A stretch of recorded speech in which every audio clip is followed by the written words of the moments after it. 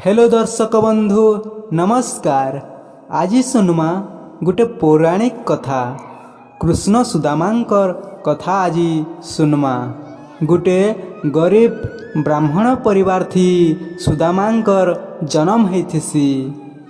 गोटे छोट कुड़िया थी तांकर स्त्री आरु तांकर पिलामानकर सहित सुदामा रहुथिले।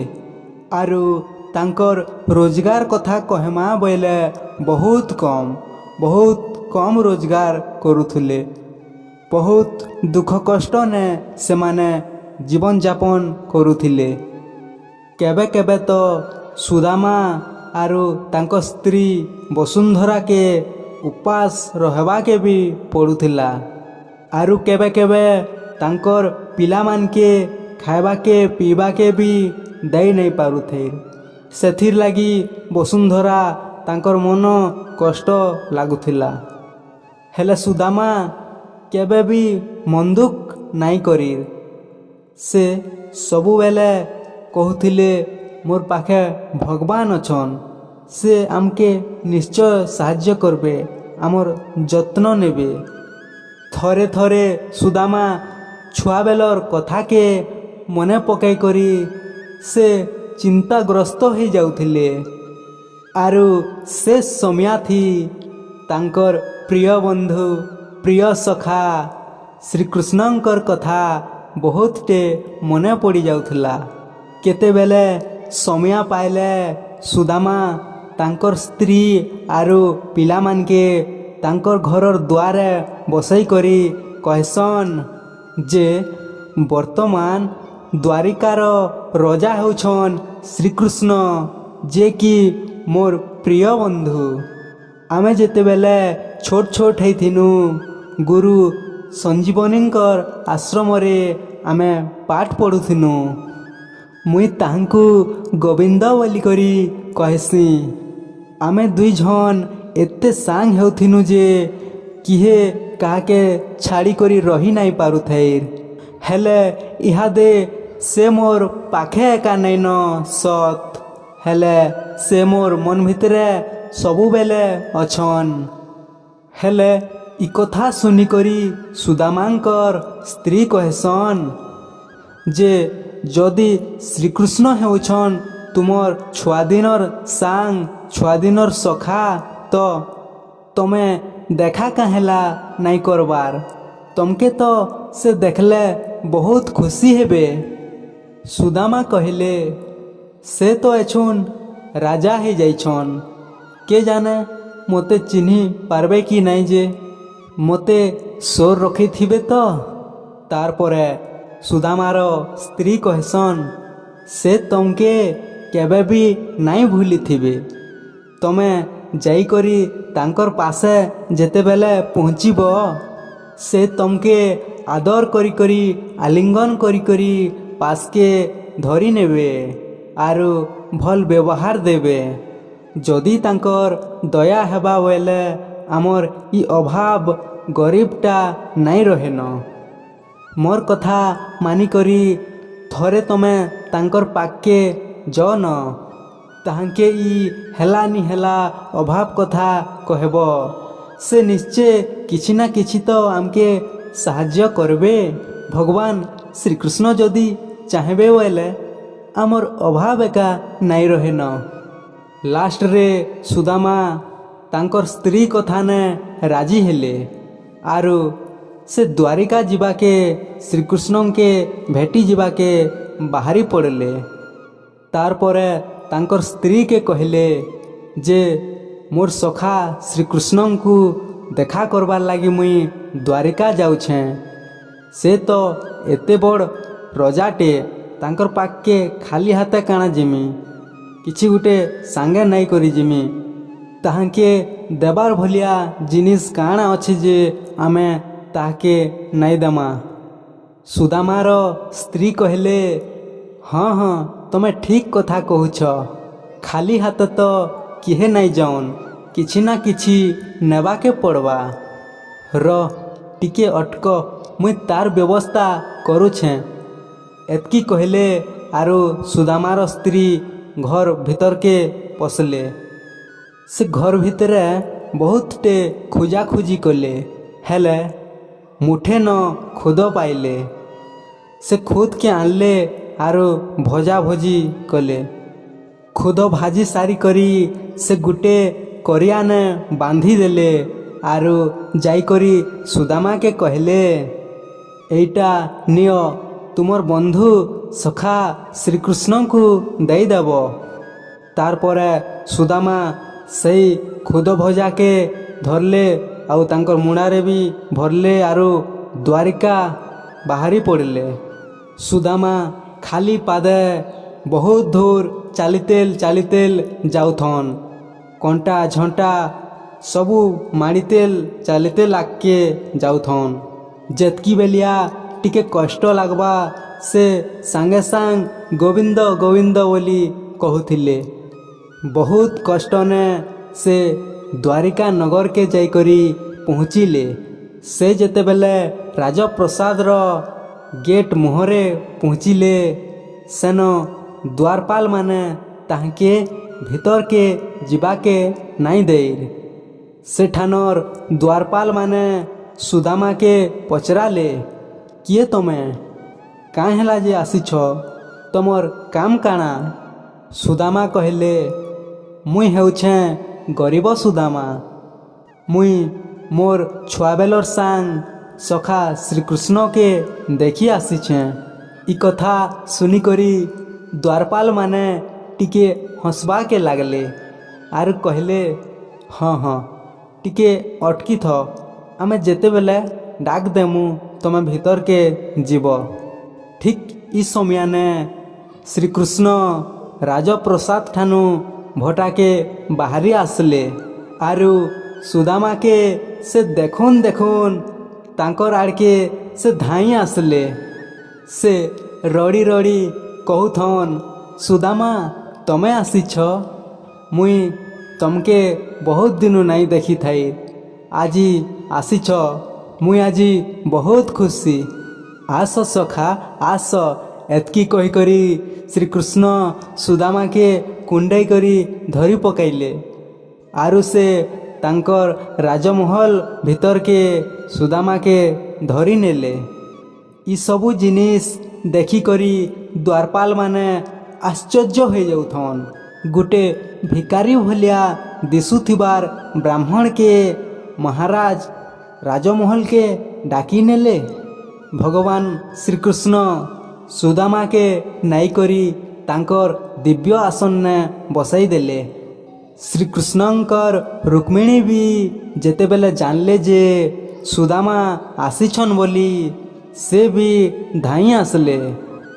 ଶ୍ରୀକୃଷ୍ଣ ଆରୁ ରୁକ୍ମିଣୀ ଇ ଦୁଇ ଜଣ ମିଶିକରି ସୁଦାମାଙ୍କର ପାଦ ଧୋଇଦେଲେ ଆରୁ ଶ୍ରୀକୃଷ୍ଣ ତାଙ୍କର ଛିନ୍ନ ଗାମୁଛାରେ ତାଙ୍କର ପାଦକୁ ପୋଛିଦେଲେ।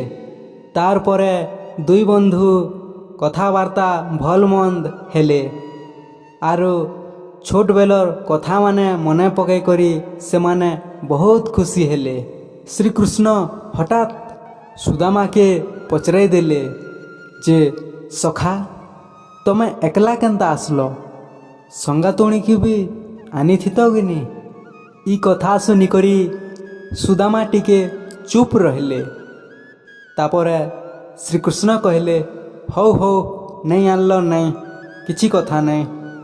ସେ ନିଶ୍ଚୟ ମୋର୍ ଲାଗି କିଛି ନା କିଛି ଗୋଟେ ପଠାଇଥିବେ। ଆନ ଦିଅ କାଣା ପଠାଇଛନ୍ ଯେ?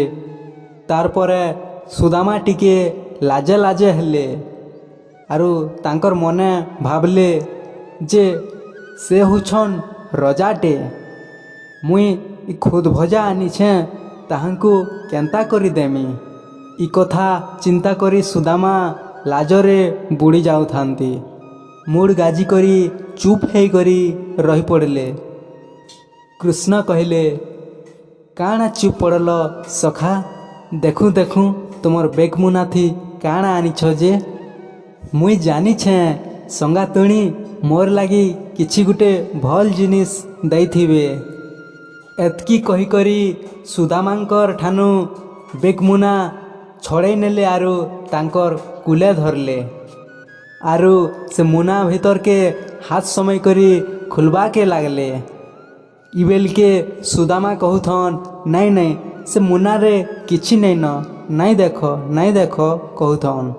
श्रीकृष्ण देखले जे से बेग भितरे गुटे गामछा थी किछि भरा हिचे ताहाके से काढ़ी करी देखले आर कहले अरे वाह खुद भजा इटा तो मोर बहुत प्रिय जा हो मोर मन पसंदर जिनिसटा संगातुणी पठाइछन आजी बहुत दिन हैला खुद भजा खाई नहीं आमे आजी जनता कले हेले खाइमे से खुद भजारे तार सखा आरु संगातुणीर स्नेह भल पाइबा मध्य रहिथिला।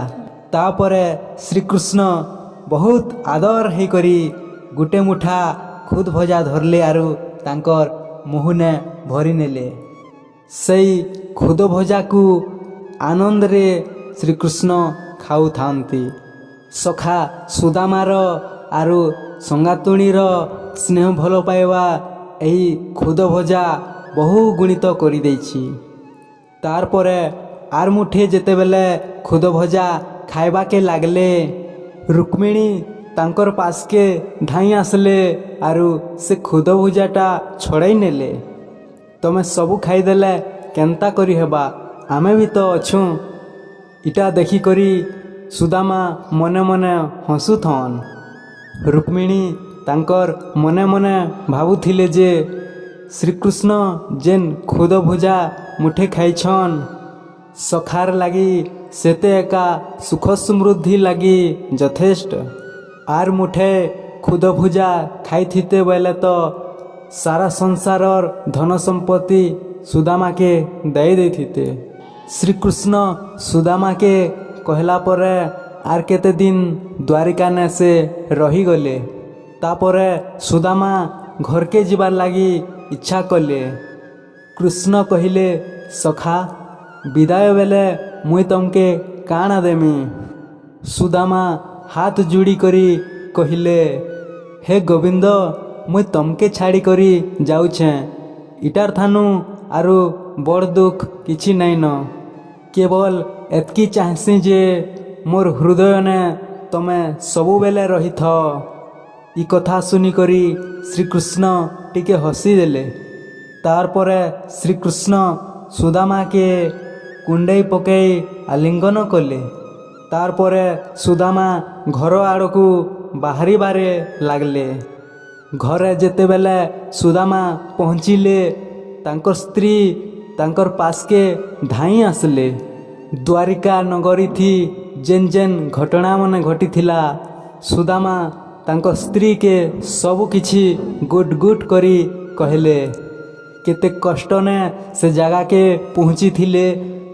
कृष्ण सखा ताहाके केन्ता करी स्वागत करिथिले। रुक्मिणी भी ताहाके केन्ता करी स्वागत करथिले से सबू कहले। श्रीकृष्ण आरु रुक्मिणी केन्ता करी तांकर पाद धोई देले। तमे जेन देइथिबार खुद भजा से मने जेते खुशी ने खाइले सबू कथा गुटगुट करी कहले। तार परे सुदामार स्त्री पचराले तमे आसला बेलके तमर बंधु तमके काना देले। तार परे सुदामा कहले से तो निजकू मते दे देछन आरु मते काना देथिते। ई कथा सुनी करी सुदामार स्त्री हाथ जोड़ी करी कहले गोविंद जदि आमर सांगे अछन तो आमर दुख आरु नाई रहे न। तार पर गुटे आश्चर्य घटनाटे घटला। तार आर दिन सकाले सुदामा आरु तार परिवार वाले जेते बेले आँख खुलले आरु देखिदेले जे तांकर से भंगा कुड़ियाटा गुटे दिव्य महल हो जाइए गोटे बड़ घर हो जाइए आरु तांकर घर द्वार धन धान्य थी परिपूर्ण हो जाइए आर समस्ते नुआ नुआ पाट पोशाक पिंधि छन आर से दिन ठानु सुदामार सबु दुख दुर्दशा सब दूर ହେଇଗଲା। ସୁଦାମା ତାଙ୍କର ପ୍ରିୟ ସଖା ଭଗବାନ ଶ୍ରୀକୃଷ୍ଣକେ ସଦାବେଲେ ତାଙ୍କର ମନ ଭିତରେ ରଖିଥିଲେ। ତ ଦର୍ଶକ ବନ୍ଧୁ, ଯଦି ଇ ଭିଡ଼ିଓଟା ଆପଣମାନକେ ଭଲ ଲାଗିଛେ ବୋଇଲେ ଭିଡ଼ିଓକେ ଲାଇକ୍ କରିଦଉନ୍, କମେଣ୍ଟ କରୁନ୍ ଆରୁ ସେୟାର କରୁନ୍। ଆର୍ ଏନ୍ତା ନୂଆ ନୂଆ ମନ ପସନ୍ଦର ଭିଡ଼ିଓ ଦେଖବାର୍ ଲାଗି ହେଲେ ଆମର୍ ଚ୍ୟାନେଲ୍ ଅରିଜିନାଲ ବଖାଣିକେ ସବସ୍କ୍ରାଇବ୍ କରୁନ୍ ଆରୁ ବେଲ୍ ଆଇକନ୍କେ ଦବାଇ ଦଉନ୍। ଜୟ ଜଗନ୍ନାଥ।